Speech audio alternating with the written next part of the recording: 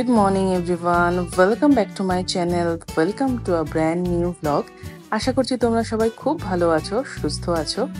আমি এই গরমে যতটা ভালো থাকা যায় সেই চেষ্টাটাই করছি। আজকের ব্লগটা পয়লা বৈশাখের দিনে আমাদের সেলিব্রেশন নিয়ে। এই পয়লা বৈশাখের দিনটা আমরা চলে গেছিলাম হায়াত রিজেন্সিতে। খুব একটা বাইরে এই দিনটা যাওয়া হয় না, কিন্তু বিশেষ কিছু কারণের জন্য ভাবলাম আজকের দিনের লাঞ্চটা আমরা বাইরেই করি। প্রথমে আইটিসি রয়্যাল বেঙ্গলে সিট বুক করতে গেছিলাম, কিন্তু সেখানে ওদের সিট অ্যাভেলেবেল না থাকায় আমরা হায়াতে আমাদের সিটটা প্রথমে প্রি বুক করে নিয়েছিলাম। তোমরা যদি আসতে চাও তাহলে অবশ্যই আগে থেকে তোমাদের সিটটা প্রি বুক করে অবশ্যই এসো। অনেক সময় চলে গেলে সেখানে সিট অ্যাভেলেবেল নাও থাকতে পারে, আর আগে থেকে প্রি বুক করলে ওদের মেনু আইটেমস, প্রাইস, কোন টাইমে গেলে সুবিধা হবে, সমস্ত কিছু যদি তোমাদের কাছে ইনফরমেশন থাকে তাহলে গিয়ে কিন্তু আর ওয়েটিং টাইমও লাগে না, আর ফিরে আসারও কোনো চান্স থাকে না। যাই হোক, বাইরের গরম থেকে ভেতরে ঢুকে প্রথমে পেলাম প্রচন্ড স্বস্তি।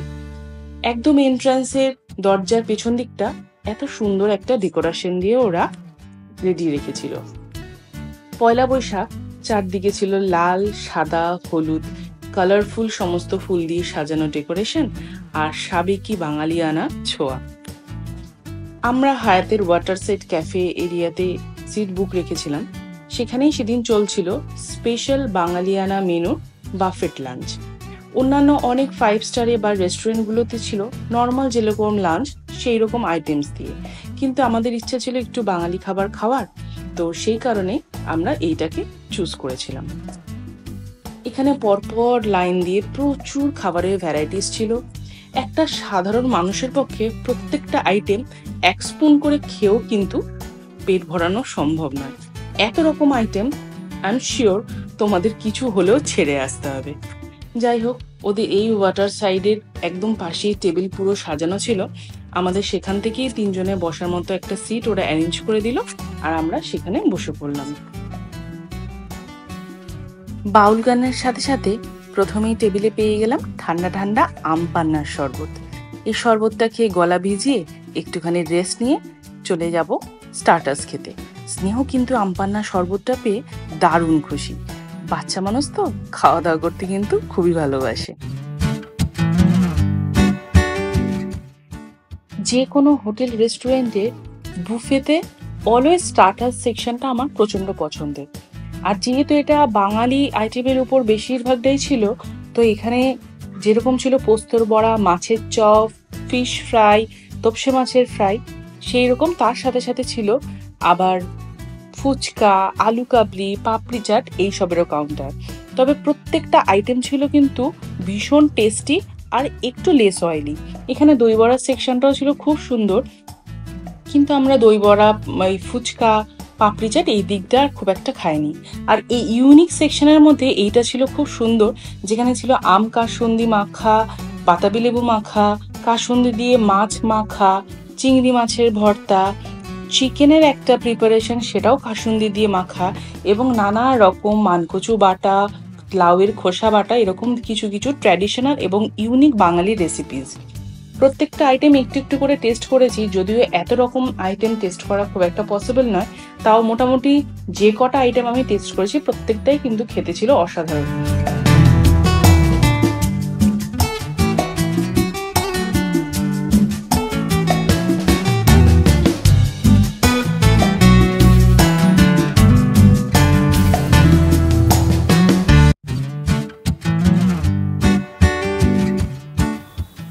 এত রকম আইটেম ছিল না, মনে হচ্ছিল রোজ যদি এসে শুধু একটু ভাত দিয়ে প্রত্যেকটা আইটেম খাওয়া যেত তাহলে মনে হয় খুবই ভালো হতো।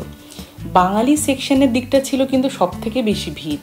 চাইনিজ বা মোগলাই আইটেমের সংখ্যাও ছিল প্রচুর, কিন্তু সেইখানের তুলনায় বাঙালি মেনুর দিকেই ছিল অসম্ভব ভিড়।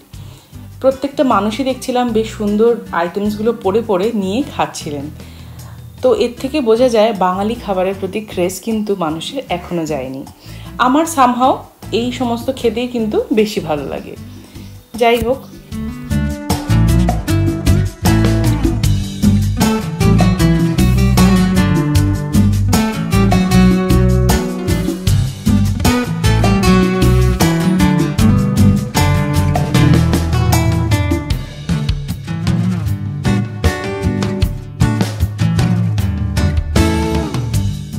প্লেট ভর্তি স্টার্টার্স নিয়ে চলে এসেছি টেবিলে। এখানে মোমো, বিভিন্ন রকম ভর্তা, স্যালাড, চিকেন নাগেটস, গন্ধরাজ চিকেন ফ্রাই, বিভিন্ন রকম চপ, সমস্ত কিছু আমি একটা একটা করে নিয়ে এসেছি। খেয়ে কেমন লাগছে সেটা আমি আগে দেখি।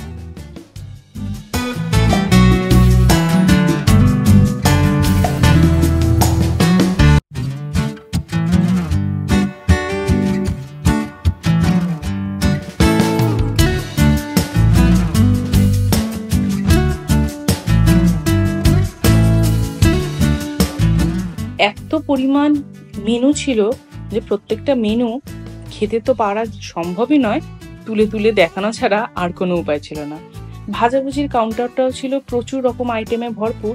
পটল ভাজা, কাঁকরোল ভাজা, বড়ি ভাজা, শাক ভাজা, আলু ভাজা, তার সাথে ভ্যারাইটিস রকমের পাঁপড়।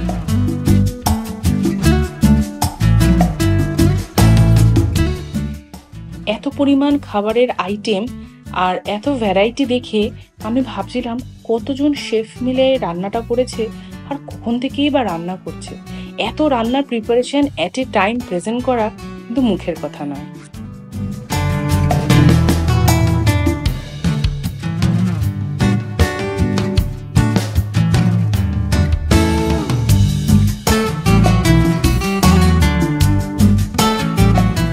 এদিকে বিরিয়ানির কিন্তু একটা দারুণ গন্ধ ছাড়ছিল। এখানে ছিল মাটন বিরিয়ানি, আর এখানে ছিল সর্ষে পাবদার ঝাল, আর এই চিংড়ি মাছের মালাইকারিটা না খেতে ছিল একদম লাজবাব।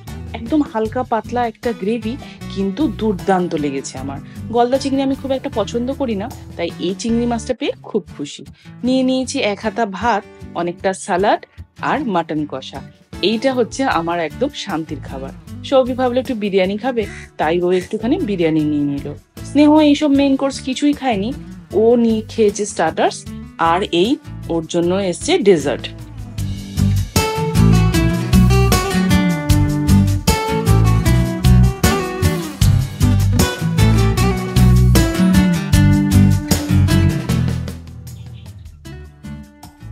তোমাদের ডেজার্ট সেকশনটা একবার ঘুরিয়ে দেখাই। এখানে ছিল প্রচুর রকমের চিজ কেক।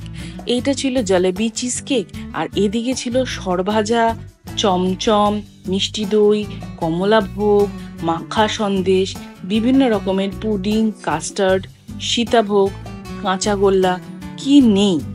এত সুন্দর সুন্দর মিষ্টি। আমি আবার খুব একটা এই মুসগুলো পছন্দ করি না, তাই জন্য আমি বাঙালি মিষ্টিতেই কনসেন্ট্রেট করেছি।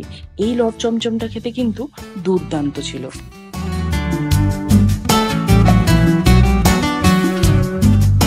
এর ভর্তি মিষ্টি নিয়ে আমি হাজির, আর এই দেখো প্রত্যেকটা কিন্তু বাঙালি মিষ্টি। আমার খুব একটা কেক পেস্ট্রি ভালো লাগে না, তাই জন্য আমি খুব একটা আনিনি। স্নেহ কিন্তু চিজ কেক খেতে দারুণ পছন্দ করে।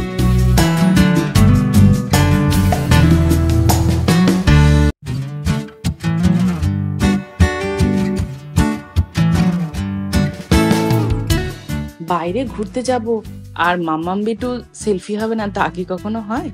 যাই হোক, তোমাদের একটুখানি ঘুরিয়ে ডেকোরেশন গুলো দেখাই। এখানে একটা ছোট ডিপার্টমেন্টাল স্টোর মতো ছিল, যেখানে অনেক রকম হ্যান্ডক্রাফটস এর জিনিস বিক্রি হচ্ছিল। এখানে বিভিন্ন রকম কানের দুল, ব্যাগ, কুর্তি, গলার হার, কানের দুল, ব্যাঙ্গলস, প্রচুর কিছু। আর এখানে বেদের কিছু জিনিসপত্র, খুব সুন্দর সুন্দর জিনিসপত্র এখানে বিক্রি হচ্ছিল। এখান থেকে স্নেহকে আমরা একটা একতারা কিনে দিয়েছি।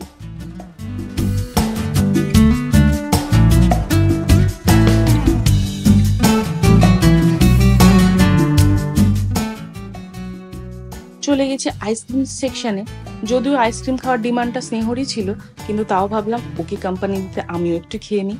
স্নেহর জন্য নিয়েছি বাটারস্কচ, আর আমার জন্য নিয়েছিলাম ম্যাঙ্গো। যদিও ওরা ভুল করে ম্যাঙ্গোর জায়গায় আমাকে কেশর পেস্তা দিয়ে দিয়েছিল। যাই হোক, এক স্কুপ করে আইসক্রিমটা খেয়ে গলা ভিজিয়ে ভাবলাম একটুখানি বাইরেটা ঘুরে দেখি। আবার কবে আসবো না আসবো, তাই জন্য একটু বাইরেটা আগে একটুখানি ঘুরে আসি। খুব একটা রোদও ছিল না, তাই বাইরেটা গিয়ে না বেশ অপূর্ব একটা শান্তি লাগছিল।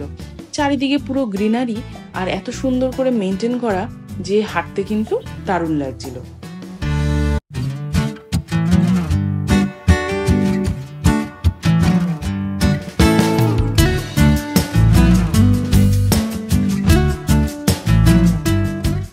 রোদ যদিও নেই, গরম কিন্তু ছিল চরম। তাই জন্য স্নেহকে বললাম, তুমি আর এসো না, আমি একাই যাই, একটুখানি ফটো তুলে আনি। যাই হোক, একা একাই গেলাম। আর এইখান থেকে পেছন দিকটায় ওদের পুরো বাগানের সাথে সাথে এরকম চারদিকে গাছ বসানো, আর বিশাল বড় একটা সুইমিং পুল। একদম রোদটা সুইমিং পুলের ওপর এসে পড়ছে, আর একদম জলটা চকচক চকচক করছে।